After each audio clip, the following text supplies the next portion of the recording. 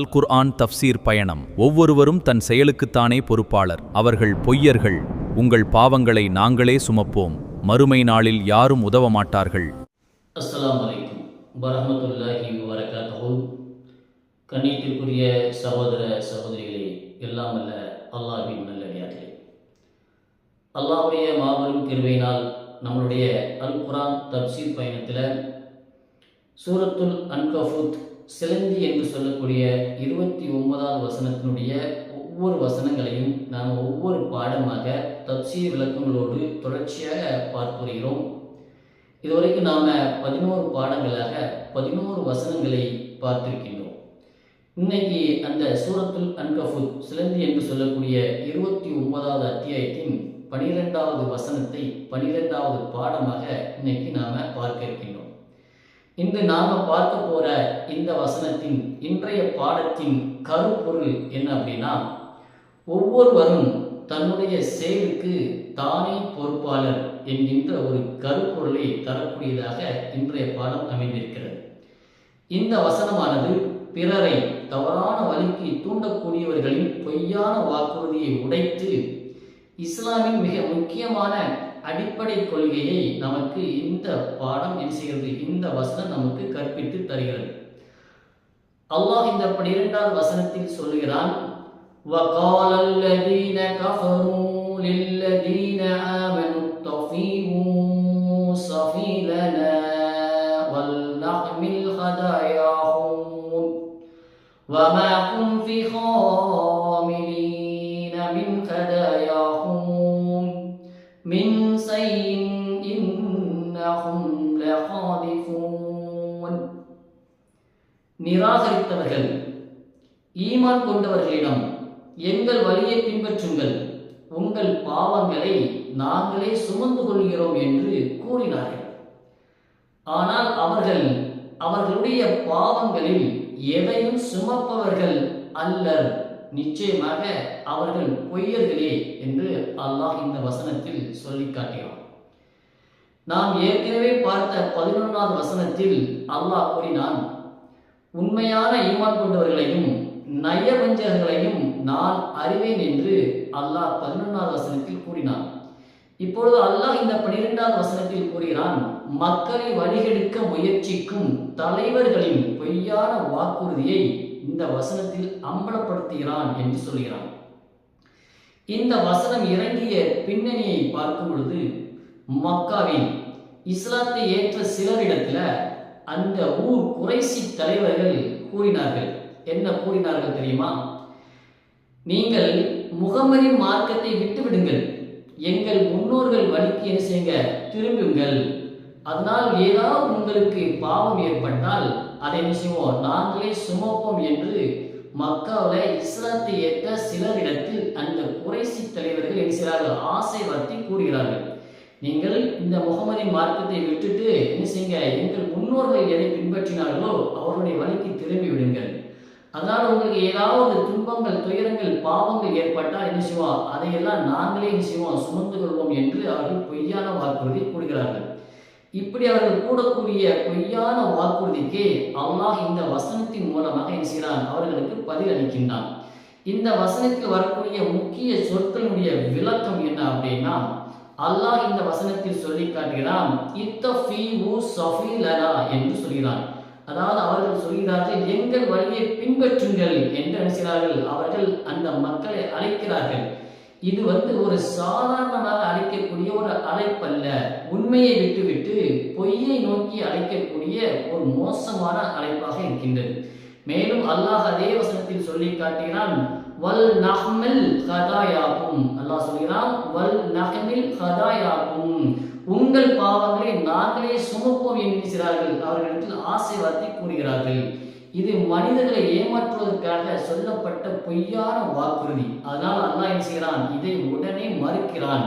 அல்லாஹ் சொல்கிறான், மேலும் சொல்கிறான், இன்னஹும் லஹாதிஃபூன், நிச்சயமாக அவர்கள் பொய்யர்களே, நிச்சயமாக ஆசை வார்த்தை கூடக்கூடிய அவர்கள், உங்கள் பாவங்களை நாங்களே சுமப்போம் என்று சொல்லக்கூடிய அவர்கள் பொய் சொல்கிறார்கள், நிச்சயமாக அவர்கள் பொய்யர்களே. அல்லாஹ்வின் இந்த தீர்ப்பு மிகவும் தெளிவானது. பாவத்தை ஒருவர் பாவத்தை மற்றொருவர் ஏற்றுக்கொள்வார் என்று கூறுவது உண்மையல்ல. அவர்கள் பொய் சொல்கிறார்கள், அவர்கள் பொய்யர்களை என்ன செய்கிறான் அல்லாஹ் அந்த குறைசி தலைவர்களுடைய ஆசை வார்த்தையை பொய் என்று இந்த மக்களிடத்தில் அம்பலப்படுத்துகின்றான். இந்த வசனத்தினுடைய ஆழமான விளக்கம் என்ன அப்படின்னா, இந்த வசனத்துல முதலாவதாக நாம தெரிந்து கொள்ளக்கூடியது, பாவத்தை ஒருவருடைய பாவத்தை யாரும் என்ன செய்ய முடியாது, சுமக்க முடியாது. இஸ்லாமின் அடிப்படை சட்டம் என்ன?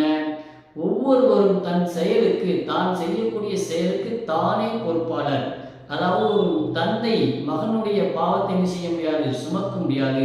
ஒரு மகன் பாவம் செய்து விட்டான் என்பதற்காக அந்த மகனுடைய பாவத்தை ஒரு தந்தை என்ன செய்ய முடியாது, சுமக்க முடியாது. அதே மாதிரி ஒரு நண்பன் இன்னொரு நண்பனின் பாவத்தை என்ன செய்ய முடியாது, சுமக்க முடியாது. ஒரு தலைவன் தன்னை பின்பற்றக்கூடியவர்களின் பாவத்தை என்ன செய்ய முடியாது, நீக்க முடியாது. இரண்டாவதாக தவறான ஆலோசனையால் ஏற்படக்கூடிய ஆபத்து. சிலர் கூறுவார்கள், இதில் ஒன்றும் தவறில்லை, முன்னோர்கள் வழியை பின்பற்றுவதால் என்ன ஆகிவிடப் போகுது, இதில் என்ன தவறு இருக்கிறது, அனைவரும் இப்படித்தானே செய்கிறார்கள், ஒரு முறை நாமளும் அதை செய்தால்தான் என்ன என்று நினைச்சுவார்கள் சிலர் கூறுவார்கள். ஆனால் ஒரு முஃமின் கேட்க வேண்டிய கேள்வி என்ன தெரியுமா? ஒரு முஃமின் கேட்க வேண்டிய கேள்வி, இதை அல்லாஹ் அனுமதித்திருக்கிறானா? நீங்கள் சொல்வதையெல்லாம் நாங்கள் செய்ய வேண்டும் என்று சொன்னால் இதை அல்லாஹ் அனுமதித்திருக்கிறானா என்று செய்ய வேண்டும். ஒரு முஃமின் அவர்களிடத்தில் கேள்வி கேட்க வேண்டும். மேலும் அவர்கள் நமக்கு இதன் மூலமாக பொய்யான பாதுகாப்பு உணர்வை தர முயற்சி செய்கிறார்கள். மனிதன் சில நேரங்களில் என்ன செய்வான், ஒரு பாவத்தை செய்துவிட்டு, ஒரு தவறை செய்துவிட்டு சொல்வான், அவர் சொன்னார் அதனால் தான் நான் செய்தேன் என்று நினைக்கிறான். இந்த மனிதன் நினைக்கிறான், அவர் தானப்பா சொன்னாரு, அவர் தான் முன்னோர்களை பின்பற்ற சொன்னார், அவர் சொன்னதுனால நான் பின்பற்றினேன் என்று நினைக்கிறான். இந்த மனிதன் நினைக்கின்றான். ஆனால் மறுமையில இந்த பேச்சு எடுபடாது. அவர் சொன்னதுனால நான் அவரை பின்பற்றினேன் என்று நினைக்க முடியாது. மறுமையில் இறைவனிடத்தில் சொல்ல முடியாது, அது ஏற்கப்படாது என்று அல்லாஹ் செய்கிறான், அம்பலப்படுத்தி காட்டுகிறான். அல்லாஹ் ஒவ்வொருவரிடமும் என்ன செய்வான், அவர் செய்த செயல்கள் பற்றியே கேட்பானே தவிர உன்னை கெடுத்தது யார், நீ யாரை பின்பற்றினா என்று என்ன செய்ய மாட்டான், அல்லாஹ் கேட்க மாட்டான். அல்லாஹ் அவர் செய்த செயல்களை மட்டுமே என்ன செய்வான், கேட்பான். இந்த வசனத்தை குறித்து தப்சீர் அறிஞர்கள் சொல்லக்கூடிய கருத்து என்ன தெரியுமா?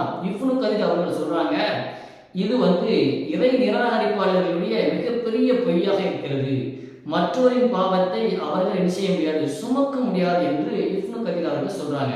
அதே மாதிரி அல் தஃபாரி அவங்க சொல்றாங்க, அவர்கள் தங்களின் பாவத்தையும் சுமக்க மாட்டாங்க, மேலும் பிறரை வழிநடத்துவதற்கான கூடுதல் பாவத்தை என்ன செய்வார்கள், சுமப்பார்கள். அவர்கள் தன்னுடைய பாவத்தையும் சுமப்பார்கள், மேலும் பிறரை வழிநடத்துவதற்காக என்ன செய்வார்கள், கூடுதல் பாவத்தையும் சுமப்பார்கள் என்று அல் தஃபாரி அவர்கள் கூறுகிறார்கள். மேலும் அல்லாஹ் இந்த வசனத்தோடு தொடர்புடைய வசனங்களை தன்னுடைய திருமறையில் பல இடங்களில் சொல்லி காட்டுகிறான். அல்லாஹ் 6வது அத்தியாயத்துல 164வது வசனத்துல சொல்லி காட்டுகிறான், வல தஜ்ரு வாஜிரத்துன் விஜ்ர உக்ரா என்று அல்லாஹ் சொல்கிறான். அதாவது ஒருவர் சுமையை சுமப்பவர் மற்றொருவரின் சுமையை என்ன செய்ய மாட்டார், சுமக்க மாட்டார். ஒருவர் தன்னுடைய சுமையைத்தான் சுமப்பாரே தவிர இன்னொருவருடைய சுமையை, இன்னொருடைய பாவத்தை எவரும் செய்ய மாட்டார், இன்னொருவர் சுமக்க முடியாது, சுமக்க மாட்டார் என்று அல்லாஹ் இந்த வசனத்தை சொல்லி காட்டுகிறான். மேலும் அல்லாஹ் 24வது அத்தியாயத்தில் 38வது வசனத்தில் சொல்கிறான், குல்லு நப்சின் ஃபிமா கஸபத் ரஹீனா என்று அல்லாஹ் சொல்லி காட்டுகிறான். ஒவ்வொரு மனிதனும் தான் செய்த செயல்களுக்கு அவனே பொறுப்பாளி. ஒவ்வொரு மனிதனும் தான் செய்த செயல்களுக்கு பொறுப்பாளி என்று அல்லாஹ் 24வது அத்தியாயத்தில் 38வது வசனத்தில் சொல்றான். மேலும் அல்லாஹ்வின் தூதர் ஸல்லல்லாஹு அலைஹி வஸல்லம் அவர்கள் கூறினார்கள், யார் ஒரு நல்ல வழியை காட்டுகிறாரோ அதன்படி செயல்படுபவர்களின் நன்மையை போன்ற நன்மை நிச்சயம் அவருக்கு உண்டு. யார் தவறான வழியை காட்டுகிறாரோ அதன்படி செயல்படுபவர்களின் பாவத்தை போன்ற பாவம் அவருக்கு உண்டு. ஆனால் அவர்களை பின்பற்றியவர்களின் நன்மையோ பாவமோ குறைக்கப்படாது என்று அல்லாஹ்வின் தூதர் ஸல்லல்லாஹு அலைஹி வஸல்லம் அவர்கள் சொல்லி காட்டுகிறார்கள். இது முஸ்லிம்ல நாம 2674வது ஹதீஸாக பார்க்கிறோம். இந்த ஹதீஸ் இந்த வசனத்தினுடைய மிக ஆழமான ஒரு விளக்கமாக இருக்கின்றது. மேலும் சஹாபாக்களுடைய வாழ்க்கையில நாம பார்த்தோம் அப்படின்னா, அபூபக்கர் அல் சித்திக் ரலியல்லாஹு அன்ஹு அவர்கள் ஒரு முறை மக்களிடத்தில் சொல்கிறார்கள். அவர்கள் சொல்கிறார்கள், உண்மையை பின்பற்றுங்கள், நீங்கள் உண்மையை பின்பற்றுங்கள், யாருடைய பெருமையையும் பார்த்து உண்மையை விட்டு விலகாதீர்கள். என்ன சொல்கிறார்கள்? நீங்கள் எப்பொழுதும் உண்மையை பின்பற்றுங்கள், யாருடைய பெருமையை பார்த்து என்ன செய்யாதீங்க, உண்மையை விட்டு விலகி விடாதீர்கள் என்று நினைக்கிறார்கள். அபூபக்கர் அல் சித்திக் ரலியல்லாஹு அன்ஹு மக்களிடத்தில் சொல்கிறார்கள். இதை சொன்னது மட்டும் இல்லாமல் அவர்கள் தன்னுடைய வாழ்க்கை முழுவதும் என்ன செய்தார்கள்? இதை கடைபிடித்தார்கள். அதாவது மக்களுடைய கருத்தை விட அல்லாஹ்வுடைய கட்டளைக்கு என்ன செய்தார்கள்? அவர்கள் தன்னுடைய வாழ்க்கை முழுவதும் முன்னுரை கொடுத்தே வாழ்ந்து வந்தார்கள். எனவே கண்ணியத்திற்குரியவர்களே, நாம் இன்னைக்கு செய்யக்கூடிய அமல் என்ன அப்படின்னா, இன்னைக்கு நாம் ஒரு நிமிஷம் நம்ம என்ன செய்ய வேண்டும்? சிந்திக்க வேண்டும். எதை பற்றி சிந்திக்க வேண்டும் தெரியுமா? நான் இன்னைக்கு யாரையாவது நல்ல வழிக்கு அழைத்திருக்கிறேனா என்று சிந்திக்கணும். அல்லது தெரியாமலாவது தவறான வழிக்கு தூண்டுகிறேனா? நான் இன்னைக்கு யாரையாவது நல்ல வழிக்கு அழைத்திருக்கிறேனா, இல்லை என்னை அறிந்தோ அறியாமல் யாரையாவது என்ன செய்வேன் தவறான வழிக்கு அவங்களை தூண்டி இருக்கிறதேனா என்ற கேள்வியை கேட்க வேண்டும். அது மட்டும் இல்லாமல் நாம் ஒவ்வொரு நாளும் குறைந்தபட்சம் ஒவ்வொருவருக்கும் ஒரு நல்ல செய்தியை செய்யணும், நினைவு ஊட்ட வேண்டும். யாராவது ஒருத்தருக்காக என்ன செய்யணும்? ஒரு நல்ல விஷயங்களை செய்வதற்கு நாம் என்ன செய்யணும்? ஒவ்வொருத்தருக்கும் ஒவ்வொரு நாளும் ஒவ்வொரு நல்ல விஷயங்களை செய்வதற்காக நாம் என்ன செய்யணும்? மற்றவர்களுக்கு நினைவூட்டக்கூடியவர்களாக இருக்க வேண்டும். மேலும் இந்த வசனத்தின் மூலமாக நமக்கு சிந்திக்க வேண்டிய கேள்விகள் என்ன அப்படின்னா, ஒன்று, நான் யாருடைய வார்த்தையை அதிகம் கேட்கிறேன்? அல்லாஹ்வுடைய வார்த்தையை கேட்கிறேனா அல்லது மனிதர்களுடைய வார்த்தையை கேட்கிறேனா என்கின்ற கேள்வியையும், என் ஆலோசனையால் யாராவது நன்மை அடைகிறார்களா, என் தவறுகளுக்கு பிறரை பொறுப்பாக்கக்கூடிய பழக்கம் என்னிடத்தில் இருக்கிறதா என்று கேள்வியை என்ன செய்யணும்? நாம் சிந்திக்கக்கூடிய இந்த கேள்வியை நாம் ஒவ்வொரு நாளும் நம்மளுடைய நாளின் இறுதி பகையில் ஓரமாக இருந்து அமைதியாக இருந்து இன்னைக்கு நடந்த நிகழ்வையெல்லாம் மனதில் அசை போட்டு நாம் இன்னைக்கு செய்தது என்ன என்பதை என்ன செய்ய வேண்டும்? சிந்தித்து பார்க்க வேண்டும். இந்த வசனத்தினுடைய மைய செய்தி என்ன அப்படின்னா, இந்த வசனம் நமக்கு சொல்லக்கூடிய முக்கியமான செய்தி என்னவாக இருக்கிறது என்பதையும் பார்த்துவிடுவோம். மறுமை நாளில் ஒவ்வொருவரும் தன் செயலுக்கு தானே பதில் சொல்ல வேண்டும். யாருடைய பொய்யான வாக்குறுதியும் நம்மை பாதுகாக்காது என்கின்ற ஒரு ஆழமான மைய செய்தியை, முக்கிய செய்தியை இந்த வசனம் நமக்கு என்ன செய்கிறது? படிப்பினையாக தருகிறது. சுருக்கமாக இந்த வசனம் நமக்கு கற்பிப்பது என்னவென்றால், பிறரை வழிதவறச் செய்வது மிகப்பெரிய பாவமாக இருக்கிறது. யாரும் மற்றொருவரின் பாவத்தை சுமக்கவே முடியாது. ஒவ்வொரு மனிதனும் தனது செயலுக்கு அவனே பொறுப்பானவன்.